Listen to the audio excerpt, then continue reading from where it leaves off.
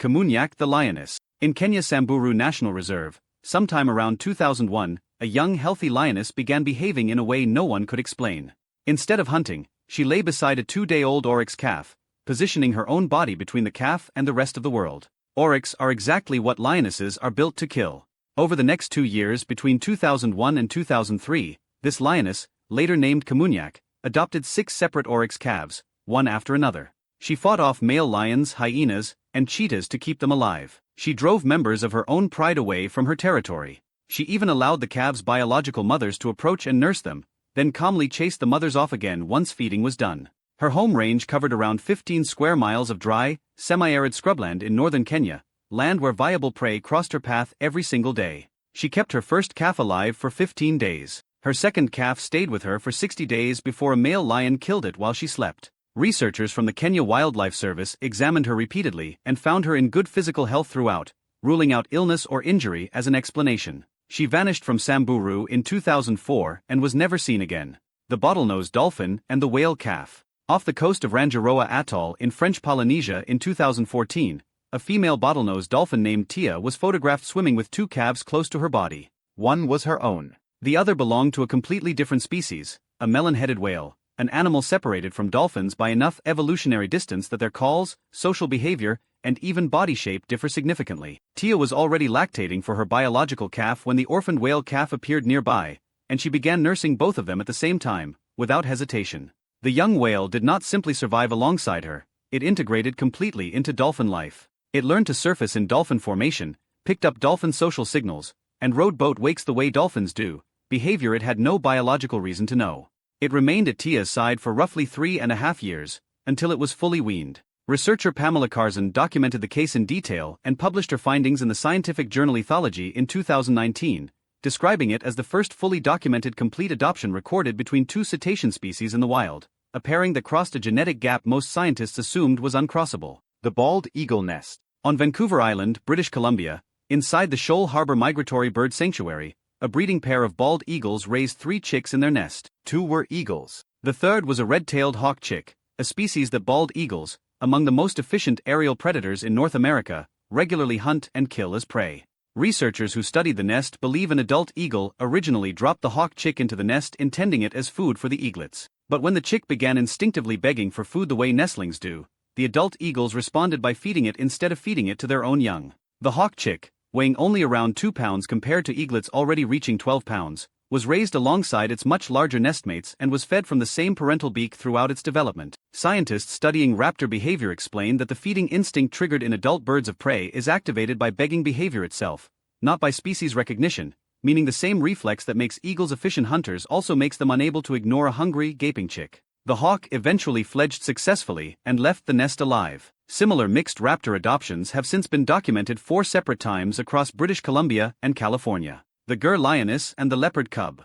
In December 2018, forest rangers working in the Gur National Forest in Gujarat, India, documented something never recorded before: a wild Asiatic lioness nursing a 2-month-old leopard cub alongside her own biological cubs. Gur is the only place on Earth where Asiatic lions and Indian leopards share territory closely enough for an event like this to even occur, and the 2 species are direct competitors, regularly fighting over the same prey and land. Male leopard cubs typically register to lions as a rival, not as something vulnerable needing protection, yet whatever happened inside this lioness overrode the competitive signal entirely. The cub nursed normally, was groomed by the lioness, and was observed playing alongside her own cubs. Gujarat Forest Department rangers tracked and documented the interaction continuously across multiple weeks. Under normal circumstances, leopard cubs that lose their mother within the first 2 months of life have a survival rate close to 0, since they cannot hunt, regulate temperature, or defend themselves alone. This particular cub was confirmed healthy and well-nourished throughout the entire observation period, nursing alongside lion cubs in the very location where leopards and lions usually compete most fiercely for survival.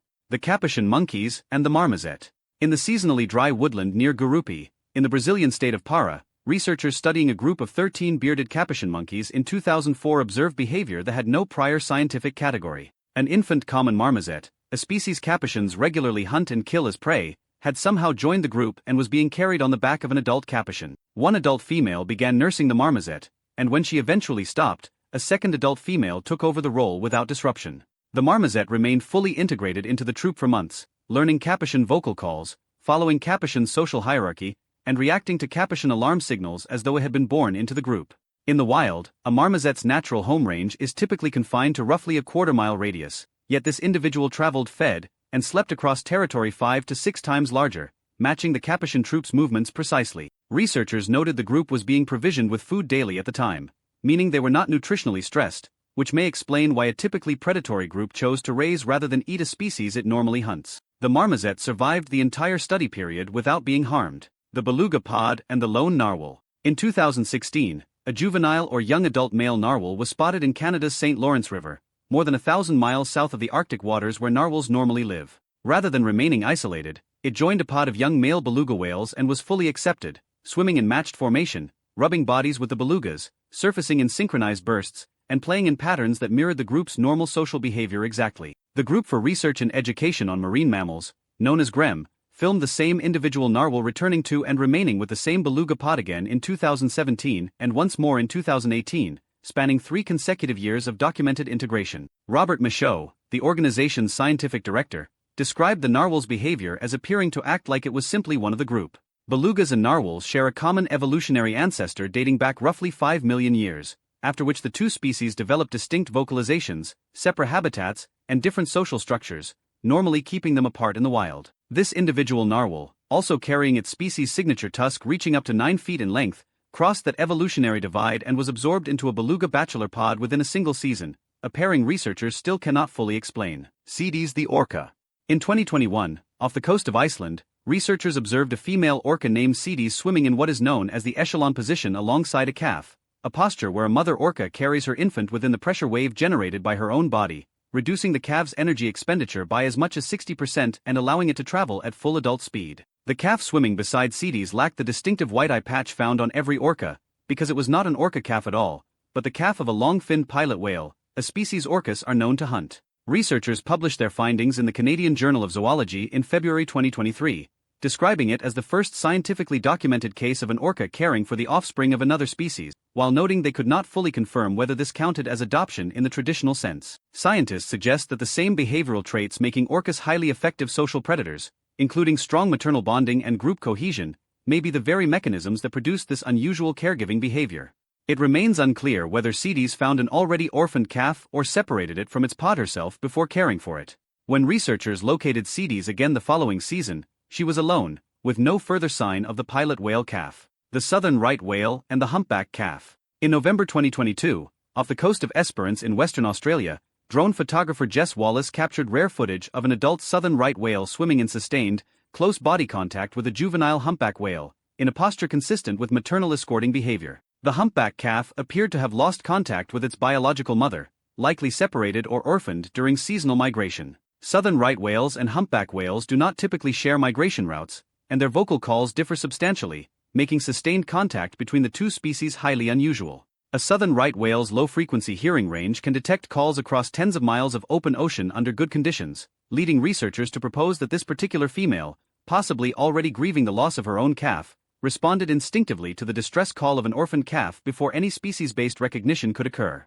Researchers described the encounter as possibly the first documented case of cross-species surrogate care among baleen whales, while acknowledging they could not formally classify the behavior. The pair, an adult whale weighing many tons alongside a calf appearing small by comparison, was photographed during this single encounter before disappearing back into open water, with no further sightings recorded. The spider monkey and the howler infant. In the Amazon basin, black spider monkeys and black howler monkeys share the same forest canopy while maintaining largely separate social lives, occasionally competing for access to the same fruiting trees. Researchers documented a female spider monkey carrying, grooming, and actively defending an infant howler monkey, a species she had no biological relationship to and that her own troop regularly competed against for food. A howler infant left alone in open canopy would typically attract predators within minutes, since its primary defense mechanism, an extremely loud vocal call audible from roughly 3 miles away, only works when backed by an adult troop's presence. The spider monkey carried the infant, weighing approximately 1 pound, on her back through full brachiating locomotion, swinging arm over arm between trees roughly 60 feet above the forest floor. Researchers believe her response was triggered by the infant's distress call itself, an acoustic signal recognizable across primate species, rather than by any visual identification of species. The howler infant's best chance of survival that day came not from using its loudest natural defense, but from staying completely silent while being carried by a species it had no evolutionary connection to. Legadima the leopard. In Botswana's Okavango Delta, a young female leopard named Legadima, being filmed from birth for a National Geographic documentary, hunted and killed an adult baboon. Clinging to the baboon's body was an infant baboon, only about 1 day old, with eyes barely open and unable to regulate its own body temperature, weighing significantly less than the kill Legadima had just made. Instead of treating the infant as additional prey, Legadima pulled it away from its dead mother and carried it into a tree, spending the entire night grooming it and holding it close. When hyenas approached the abandoned carcass on the ground below, Legadima relocated the infant to a safer position, leaving her own fresh kill behind entirely undefended. The documentary crew filmed the full night as it unfolded. Researchers note that the visual and vocal cues of a helpless newborn are among the strongest known inhibitors of predatory instinct across mammal species, which may explain Legadima's behavior despite having just killed the infant's mother. By morning, the baboon infant had died, since it was too young to